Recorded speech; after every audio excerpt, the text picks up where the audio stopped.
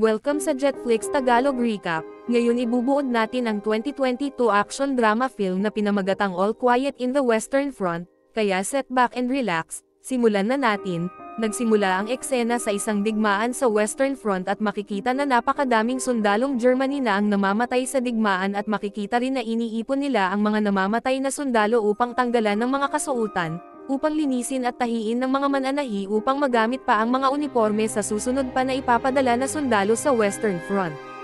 Sa bandang norte naman sa Germany, makikita ang apat na magkakaibigan na sina Paul, Albert, Ludwig at Franz Paul, at dito pinadalhan si Paul ng kanyang ina na hindi ito pinapahintulutan na sumali sa digmaan o maging sundalo ng Germany dahil ito ay mapanganib. Dahil sa eskwelahan nila Paul ay pwede silang maging sundalo ng Germany kung sila ay nakarehistrado na, at dahil sa inaasar si Paul ng kanyang mga kaibigan ay pinatunayan ni Paul na gusto niyang maging sundalo ng Germany, kaya naman sinuwi niya ang kanyang ina, at binigyan ni Franz si Paul ng isang peking approval ng kanyang ina dahil gusto nila ay magkakasama pa rin sila sa digmaan, at akala naman ang digmaan ay madali lang.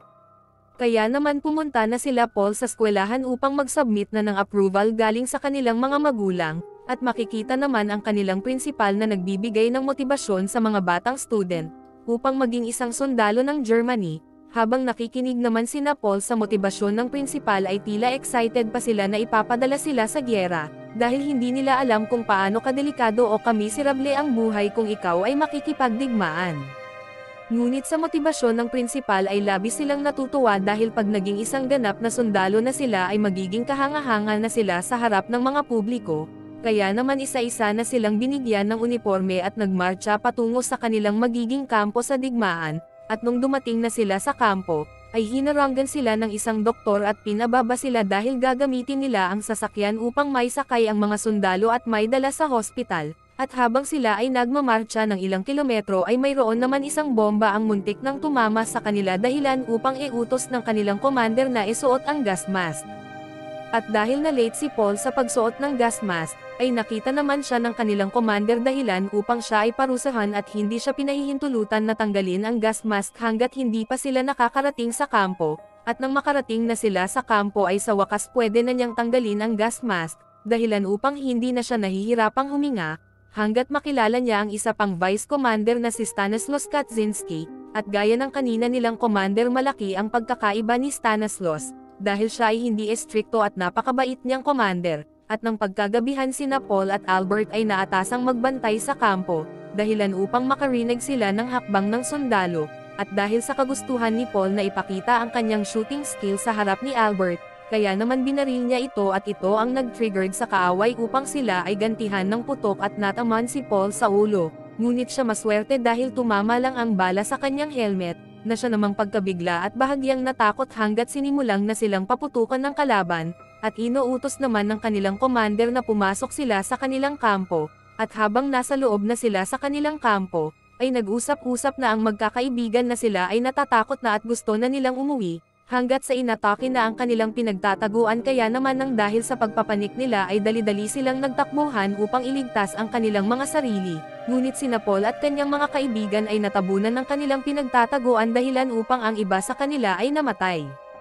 At nang pagkaumagahan ay nakita na lang sina Paul at kanyang mga kaibigan na sila ay nakabaon sa naguhong kampo, kaya naman tinulungan sila ng iba pang mga sundalo, at nang makaalis na si Paul sa gumuhong kampo, ay nakita niya si Stanislaus na kumakain ng tinapay kaya naman sa gutom siya ay kumain din, at habang sila ay kumakain inutusan siya ng kanyang commander na kuhain ang mga pagkakakilanlan ng mga namatay na sundalo, upang ito ay ipadala sa kanilang bansa, kaya naman sinimulan na ni Paul ang pagkuha ng mga necklace sa mga sundalong namatay, ay aksidente naman niyang natapakan ang salamin ni Ludwig kaya naman siya ay nagsimulang kabahan hanggat makita na nga niya ang bangkay ng kanyang kaibigan, at habang kinukuha niya ang necklace ng kanyang kaibigan ay walang tigil itong umiiyak, kaya naman na-realize na ni Paul na ito na ang simula ng kanilang bangungot. Isang taon na ang nakakalipas makikita na si Paul at si Kat ay naglalakad papunta sa isang bahay na madaming mga bib, at dahil sa tagal na nilang hindi nakakain ng masarap, ay napagpasyahan nilang nakawin ang bib.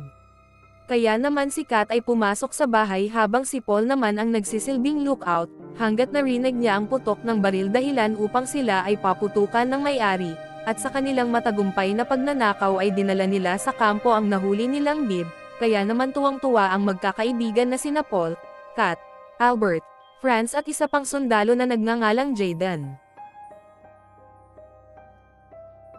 Sa sumunod na araw habang nagbabalat sila ng patatas, ay nakakita sila ng tatlong babae na naglalakbay, at dahil matagal na silang hindi nakakakita ng babae ay pinuntahan ni Franz ang mga babae upang eskortan ito, at ng pagkahapon naman habang nagsusulat si Paul para sa kanyang pamilya, lumapit si Kat upang ipabasa ang sulat na galing sa kanyang asawa, kaya naman napag-alaman ni Paul na namatayan si Kat ng anak at hinihintay siya ng kanyang asawa upang bisitahin ang libingan ng kanilang anak. Ngunit iginiit ni Kat, na naipit sila sa digmaan, dahil sa pangako ng mga gobyerno na malaki ang kanilang mga sweldo, ngunit ang pinakasweldo lang daw talaga nila, ay ang kanilang mga buhay na sinasakripisyo upang maging mas makapangyarihan pa ang mga namumuno sa kanilang bansa. Sa sumunod na araw sina Paul, Franz, Albert, Kat at Jayden ay inutusang hanapin ang 60 nawawalang sundalo pagkatapos ng pag-atake ng mga Pranses, at nang makarating na sila sa railroad ay nakaamoy si Kat ng mabaho, kaya naman hinanap nila ang amoy hanggang makarating sila sa abandonadong warehouse, at naghiwa-hiwalay sila upang madali mahanap ang amoy, hanggang sa napunta si Paul sa isang kwarto na madaming mga patay na katawan ng sundalo at dito na nakumpirma na ito ang kanilang mga hinahanap na mga sundalo.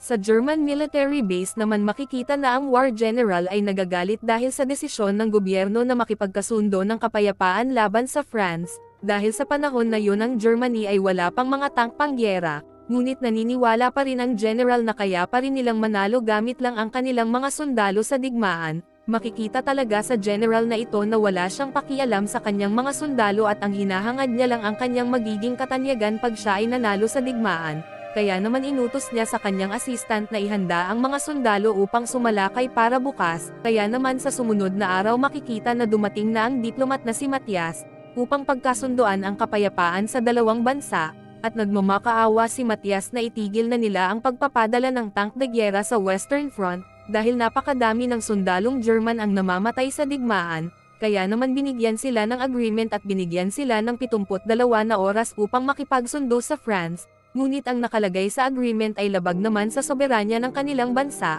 kaya naman ang digmaan ay nagpapatuloy pa rin. Sa sumunod na eksena makikita na naghahanda na sila para sa pagsalakay ngunit makikita sa kanilang mukha na gusto na nilang matigil ang walang kwentang digmaan dahil gusto na nilang makauwi sa kanilang pamilya at makasama ang mga ito. Kaya naman nang nakahanda na ang kanilang mga sundalo ay nagsimula na silang umatake papunta sa kampo ng kalaban, kaya naman dito na nagsimula ang digmaan.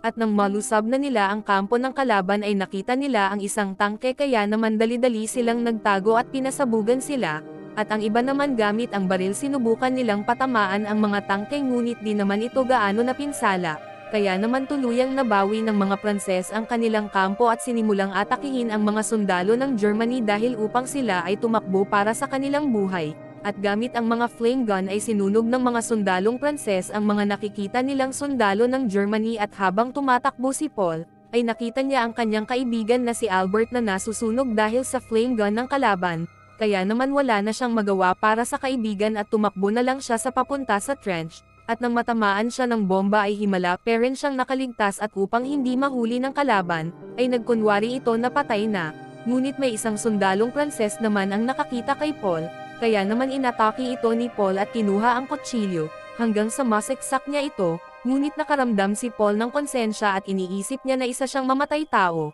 hanggang sa tuluyan nang namatay ang sundalong Pranses sa harap ni Paul, kaya naman lumapit si Paul sa sundalo at chinek ang mga gamit nito hanggang sa makita niya ang larawan ng kanyang mag-ina kaya naman mas lalong nanlumo si Paul at humingi ng tawad sa sundalong kanyang napatay.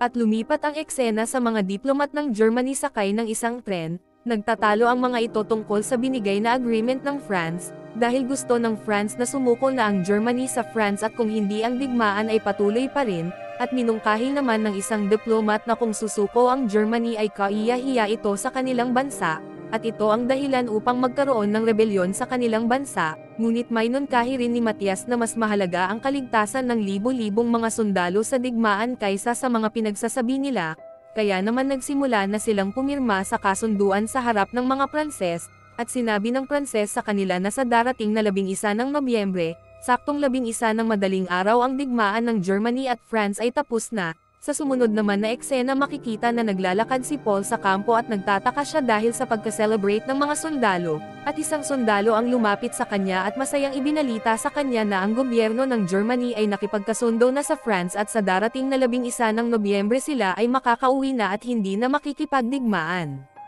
At dahil sa kasiyahan ni Paul, ay napunta siya sa mga sugatang sundalo at hinanap niya ang kanyang mga kaibigan, hanggang sa makita niya ang kanyang kaibigan na si Jaden at nakita niya ang binti nito na putol na, at ibinigay din ni Jaden kay Paul ang isang towel na pagmamayari ni Franz, na nanggangahulugan na patay na ang kanyang kaibigan, at sinabihan siya ni Jaden na huwag siyang panghihinaan ng loob dahil napakapalad niya na hindi siya naputulan ng mga binti, kaya naman umalis si Paul at nakita niya ang mga sundalo na nagkakagulo upang makakuha ng pagkain, hanggang sa nakita niya ulit ang isa pa niyang dating commander at ngayon ay kaibigan na niya na si Kat, kaya naman nagyakapan ang dalawa dahil parehas silang nakaligtas, at pagkatapos nilang makakuha ng sinabawang patatas, ay pumunta sila sa kanilang kaibigan na si Jaden upang bigyan ito ng pagkain, kaya naman sinabihan nila na kumain na, at pumulot ito ng tinidor hindi para kumain kundi para isaksak sa kanyang lalamunan, kaya naman habang nakikita nila Paul at Kat ang pagpapakamatay ng kanilang kaibigan, kaya naman labis silang nalungkot. Habang makikita naman sa sumunod na eksena, ang War General ay kumakain ng masasarap na pagkain malayo sa kinakain ng kanyang mga sundalo na sinabawang patatas lamang, makikita talaga dito na nakakaawa talaga ang mga sundalo, dahil isa lang din silang biktima at nakikipagdigma lang dahil sa mga pinuno na maambisyon at ganid sa kapangyarihan. Sa sumunod naman na araw kung saan nakatingin sa bintana si Kat at pinagmamasdan at pinakikinggan ang napakatahimik na lugar na dati ay napakaingay, at sinabi niya kay Paul na sa 4 na taon ngayon lang siya hindi nakarinig ng mga putok ng baril, kaya naman niyaya niya si Paul na maglakad-lakad para mag-celebrate sa kanilang pagiging malaya at sinabihan niya si Paul na gusto na niyang makauwi at gusto na niyang yakapin ang kanyang asawa, at sinabihan niya si Paul na magpatuloy siya sa pag-aaral. At muli na naman nilang nakita ang bahay na napakadaming bibi at muli na naman silang pumasok sa loob pero sa pagkakataon na yun si Paul na ang papasok sa loob upang magnakaw ng bibi, at nang makuha na ni Paul ang itlog ng bibi ay nahuli siya ng may-ari, kaya naman kumari pa ng takbo si Paul at nang makalayo na sila ay nagtawanan ang mga ito dahil nakuha pa rin nila ang mga itlog upang kainin. Kaya naman nagpaalam muna si Kat na magbabawas at sa paglalakad niya ay natagpuan naman siya ng anak ng may-ari at tinutukan siya ng baril sabay pinutukan, kaya naman narinig ni Paul ang putok at dali-dali itong pumunta sa kagubatan hanggang sa makita na niya si Kat at sinabihang ano ang nangyari ngunit tumanggi naman si Kat na wala lang yun,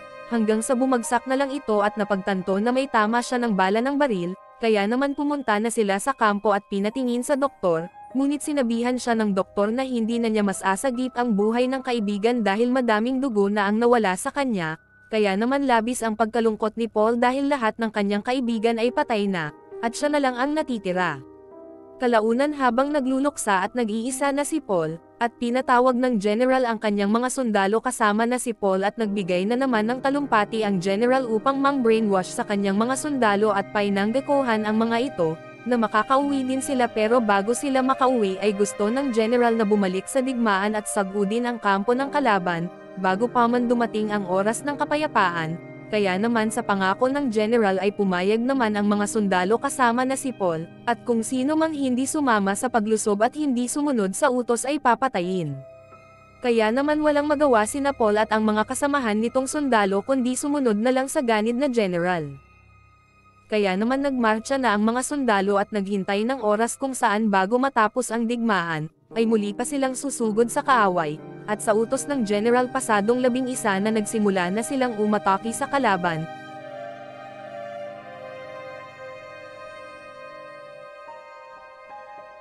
At sa gitna ng digmaan nakita ni Paul ang isang batang sundalo na aatakihin na ng sundalong Pranses kaya naman iniligtas ni Paul ang batang sundalo, hanggang sa mapunta sina Paul sa bunker at nagkatitigan ang dalawang sundalo at naghihintay kung sino ang unang aatake, ngunit sa kasamaang palad mayroon pa palang isang Pranses sa likod ni Paul at sinaksak siya sa likod na nagpatulo naman ng kanyang luha. Ang masakit pa sa eksena na ito, ay ipinatigil na ang digmaan kaya naman ang kalaban ni Paul ay umalis na, kaya naman dahan-daang lumakad si Paul papalabas at narinig na ni Paul na wala na siyang naririnig na putok ng mga baril, iyakan ng mga sundalo at sigawan, at makikita rin ang general na naghihintay ng oras, at nakasimangot, hindi dahil sa madaming namatay sa kanyang sundalo ang kanyang ikinasimangot kundi dahil siya ay disappointed sa mga ito, dahil bigo ang kanyang sundalo na masugod ang kampo ng kalaban, at makikita naman na naglalakad ang commander at inutusan ang batang sundalo na tinulungan kanina ni Paul, na kunin ang mga pagkakakilanlan ng mga sundalong nasawi at ibigay ito sa kanya,